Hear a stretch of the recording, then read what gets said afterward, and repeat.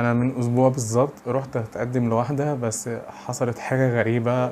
مش عارف ليه اللي حصل. ان انا اول ما دخلت البيت راح النور قطع على طول، فانا قلت عادي يعني، يلا عادي بتحصل، شيء وارد. اول ما دخلت البيت وجم بقى يجيبوا لنا واجب الضيافه، عصير وجاتوه من اللي هو الملفيه ده اللي عليه سكر بودره كتير. فاختها وهي شايله الجاتوه والعصير اتزحلقت هدومها اتليطت وبقت كلها مربى وفانيليا وحاجات غريبة كده. فأهلها عشان يتداركوا الموقف قالوا خلاص يا جماعة عادي، حصل خير بتحصل يعني، ده شيء وارد عادي جدا. المهم بعد ما قالوا لي إن إحنا بنشتري راجل، واضح إن هم كانوا عايزين الراجل الحديدي، مش عايزين الراجل اللي قاعد قدامهم خالص. المهم إن أنا بعد ما اترفضت نزلت من البيت وجات لي حالة نفسية سيئة جدا ومعرفتش عايز أعمل إيه. فقلت أفك عن نفسي وأروح أقعد مع واحد صاحبي برضه، نقعد في كافيه هنا على البحر. بعد ما طلبنا شوية حاجات حلوة كده تخش لها بتاع 400 جنيه ولا 500 جنيه، جينا واحنا بنحاسب الويتر جه هوا مره واحده ما تعرفش جه منين واخد الفلوس كلها وقعت في البحر. لقيت صاحبي راح بص لي كده بصه غريبه وراح جه مزعق في وشي كده وقال لي كلمه وجعتني قوي، قال لي يخرب بيت سلكانك يا اخي. أعزائي المشاهدين، أهلا وسهلا بكم في حلقة جديدة من كريبتون. يا ابني أنت سالك، يا ابني أنت بركة يعني، ولا أنت إيه؟ يا بابا كفاية نحس وفقر. بس هل أنت فقري زي ما الناس بتقولك؟ هل أنت يا صديقي سالك زي ما الناس بتقولك برضو؟ خليني أكلمك في الموضوع ده بس بشكل علمي حبتين. الأول خليني أعرفك يعني إيه كلمة حظ. الحظ هو حاجة بتحصل للشخص بتكون خارجة عن إرادته وخارجة عن نيته وعن النتيجة اللي كان متوقع حدوثها. والحظ ممكن يجي على هواك ويغير لك النتائج للأفضل، وممكن كمان يغيرها للأسوأ. علميا الحظ مبني على الاحتمالات وعلى الإحصاء، وبخصوص النقطة دي في شوية علماء كده درسوا علم الإحصاء والرياضة ودرسوا برضو شوية عن الحظ السيء، لكن قدموا إجابة تكون معقدة شويتين. قال لك إن على مدار العمر طبيعة الحياة اللي احنا عايشينها بتعرضنا لمواقف سيئة ممكن تكون أسوأ من بعض، وأي حاجة بتحصل طبيعي إن هي كلها نتيجة، لكن النتيجة دي بتتأثر بشوية عوامل. أول حاجة الصدفة العشوائية، يعني الصدفة بتلعب دور كبير جدا في الحاجة اللي انت بتقوم بيها، وبتكون الصدفة نتيجتها غير محدودة. بمعنى أبسط، اللي انت بتعمل الحاجة ولو في صدفة غيرت في الحاجة دي، انت مش عارف الصدفة اللي هتحصل لك هتكون نوعها ايه وهتأدي لايه. رقم 2، افعال الاشخاص اللي حواليك. يعني تخيل كده وانت في الكلية عملت بروجكت كده وراح جه الدكتور مسقف لك وقال لك ايه الجمال ده. بيس يا مان بيس. او جه عليك الفالنتاين فرحت جبت لحبيبتك دبدوب، لقيتها قالت لك واو ايه ده، ايه الدبدوب ده، مش ممكن، ده احلى حاجه جات لي في حياتي. ليا الطلاق كده. لو انت سمعت كل ردود الفعل اللي فاتت ممكن تفتخر بنفسك وتقول ده انا محظوظ ومفيش زيي. فاللي انا عايز اقوله لك ان لو كانت نتيجه رد الفعل الاشخاص اللي حوالين منك بالايجاب، فانت هتقول ان انت محظوظ. ثالث حاجه مهارات اتخاذ القرار. يعني يا معلم ما تبقاش عارف ان الكراش منفض لك ومسقعالك وانت زي اخوها وتروح تعزمها على ماكدونالدز فتقول لك انت عملت معايا اللي اخويا ما عملهوش، وبعد كده تيجي تقول لنفسك اصل انا فقري. لا يا حبيبي معلش، انت هتستاهل اللي بيحصل.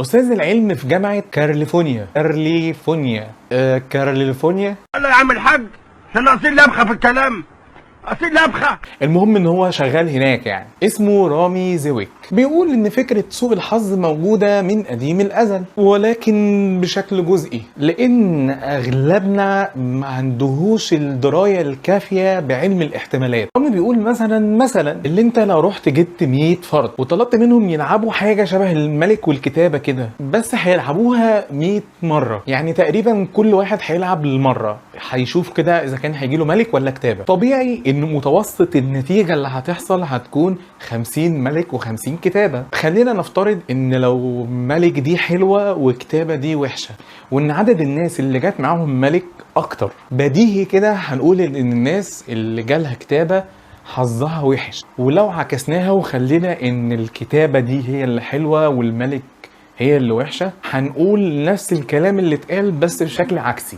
انت عايز ايه حضرتك؟ ايه ليه؟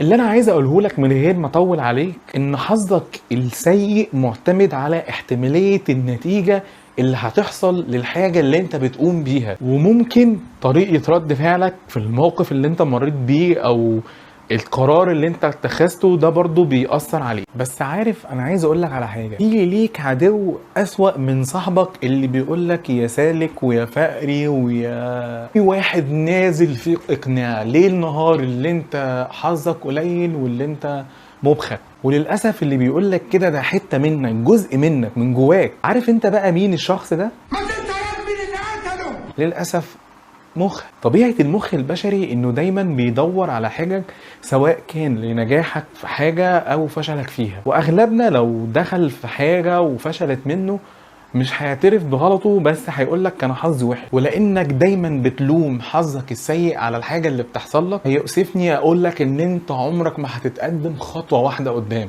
تخيل لو انت جيت طفل صغير وقعدت كده من صغره تفهمه ان هو حظه وحش وان اي حاجة بتحصل له بسبب ان حظه قليل، فاي حافز نفسي جواه يعني خلاص مش موجود. اي تفكير كان جواه عشان يحاول يطور من نفسه خلاص انتهى. انت خليته كده يحط كل نتائج الحاجات اللي بتحصل له في صندوق، وهو اخد الصندوق ده رماه على شخص وهمي مش موجود اسمه الحظ السيء. بعيدا بقى شوية عن الفلسفة وعلم النفس، لو انت فاكر اللي انت فقري بحب اقولك ان انت محظوظ بسنين ضوئيه عن غيرك. بص انا هقولك كده على كام نموذج وانت احكم بنفسك على نفسك. اول واحد اسمه روي سوليفان، ما تفهمش ده اسمه يعني ولا قلشه ولا هو بيهزر ولا ايه مش فاهم. فلو انت فاكر اللي انت سالك فانا احب اقولك ان الراجل ده دخل موسوعه جينيس في السلكان غير محدود. تخيل كده لما البرق يضربك 5 مرات ورا بعض وفي 5 سنين بس، من سنة 1969 لحد سنة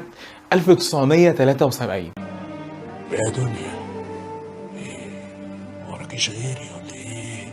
التانيين هم زوجين اسمهم جيسون وجيني، ودول بقى حكايتهم اغرب من الخيال. تخيل كده يا صديقي لما تاخد مراتك مصيف وتقول لها يلا بينا على جمصة، فتقول لك لا اصل هي زحمه قوي، فتضطر ان انت توافق علشان تمشي يومك وتروح بقى المصيف بقى. بس لو انت مراتك اسمها جيني النصيحه مني ما تنزلهاش من البيت اصلا. اول مره قرروا ان هم يسافروا مع بعض راحوا امريكا وتحصل احداث 11 سبتمبر. طب ماشي يا عم صدفه وتصادف. تاني مره يقرروا ان هم يروحوا لندن سنه 2005، فالسلكان بقى يشتغل وتحصل احداث ارهابيه هناك. طيب يا سيدي شكرا كفايه. تالت مرة بقى قالوا غيروا شوية وقال لك هنروحوا مدينة مومباي في الهند، فتحصل هجمات سنة 2008 وبرضه ينجوا منها لتالت مرة. تالت شخصية اسمها آن هوديجز. وارد جدا وانت ماشي في الشارع حمام عداية فوق تعمل معاك الغلط فعادي يعني هتتكسي. القهواجي بينزل لك طلبات في عصير الجوافه اللي انت طالبه ويقع كله على هدومك عادي مش مشكله فداه. انما ينزل عليك نيزك ايه يا عم مالك انت في ايه انت كويس ولا في ايه مالك. وده اللي حصل لصاحبتنا آن هوديكس، وبسبب سلكانها الغير محدود ده هي اول انسان واخر انسان يضربه نيزك. اللي حصل ان كان في نيازك صغيره كده نازله على كوكب الارض، وفي واحد من النيازك الصغيره دي خبط في سقف بيتها. بعد ما خبط اتفتت فتافيت كتير قوي. واحد منهم خبط في راديو كان محطوط جنبها. الراديو عمل كده حتى كريستيانو وراح مبازي حته النيزك الصغيره دي على رجلها، وهوبا جوه السلكان جول. ايه يا شيخ؟ ايه يا شيخ؟ ايه بقى يا شيخ؟ بعد كل اللي حكيته لك لو انت لسه مؤمن بنظريه السلكان والحظ المنال بنيله، في شويه حاجات كده هقولها لك جايز حظك يتغير للأحسن. رقم 1، خلي دايما عقلك متفتح، دايما حط قدام عينيك احتمالات النجاح والفشل، واعرف ان دايما مفيش دخان من غير نار. وزي ما حصل مع صاحبنا العريس اللي راح يتقدم والجوازه باظت منه، النور قطع علشان شركه الكهرباء فصلت الكهرباء، واخت العروسه اتزحلقت واتزفلطت عشان هي ما كانتش مركزه ومش واخده بالها. اللي عايز اقوله لك ان كل حاجه في الكون بتدور حوالين مننا ليها سبب. رقم 2، بص دايما للجانب الايجابي. مش عايزك دايما قاعد كده وحاطط ايدك على خدك وتقول اصل حصل معايا حاجه ما كنتش عايزها ان هي تحصل. لا، فوق وخليك رايق كده، الحياه لسه فيها كتير. الكون اللي احنا عايشين فيه في حوالي 7.5 مليار بني ادم. طبيعي واحد منهم هيتفصل ويسيب شغله، طبيعي واحد هيتحط في الفريند زون، طبيعي واحد صباع رجله صغير هيخبط في الكومودين. تالت حاجه، غير مود حياتك. مش لازم تعمل كل يوم نفس الحاجه اللي انت بتعملها كل يوم. غير المطعم اللي انت بتاكل فيه، غير الشيفت اللي انت بتنزله كل يوم الصبح. حلو على فكره الشيفت النايت، يعني بحبه قوي. اعمل حاجه مختلفه ارجوك. في النهايه يا صديقي، خليك فاكر دايما ان الحظ ده شيء نسبي، وان اللي بيحصل معاك وارد جدا ان هو يحصل مع غيرك، وان الحياه مش سهله ابدا ومش هتديلك اللي انت عايزه بالمعلقه. لازم شويه شقه وتعب وتبذل مجهود في الحاجه اللي انت عايز تنجح فيها. اروي شجرتك دايما عشان تحصد نجاحك. اتعب عشان تشوف اللي كانوا بيقولوا عليك يا فقري واقفين بيحيوك. لو عجبتك الحلقه اعمل لايك وسبسكرايب، واستنانا في الحلقات الجديده. باي يا برنس.